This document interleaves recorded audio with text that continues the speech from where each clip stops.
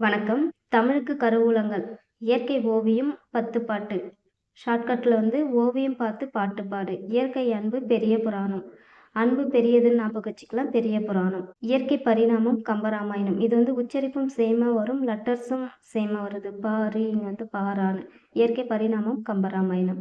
இயற்கை வாழ்வில்லம் திருக்குறள். வாழ்க்கைக்கு தேவையான கருத்து எல்லாம் சொல்லியிருக்காங்க. ஸோ இயற்கை வாழ்வில்லம் திருக்குறள். இயற்கை இன்பக்களம் கலித்தொகை. இங்க லாஸ்டா காலான்னு வருது. இங்க ஃபர்ஸ்ட்ல காலின்னு வருது. அதை வச்சு ஞாபகம் வச்சுக்கலாம். இயற்கை இன்பக்களம் கலித்தொகை.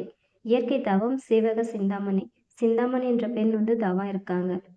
இயற்கை இறையருள். தேவாரம் திருவாசகம் திருவாய்மொழிகள். இது எல்லாம் இறைவனை சார்ந்த நூல்களா இருக்கு. ஸோ இயற்கை இறையருள்னா தேவாரம் திருவாசகம் திருவாய்மொழிகள்.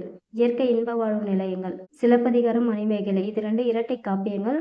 அதை வச்சு ஞாபகம் வச்சுக்கலாம். இயற்கை இன்ப வாழ்வு நிலையங்கள் சிலப்பதிகாரம் மணிமேகலை.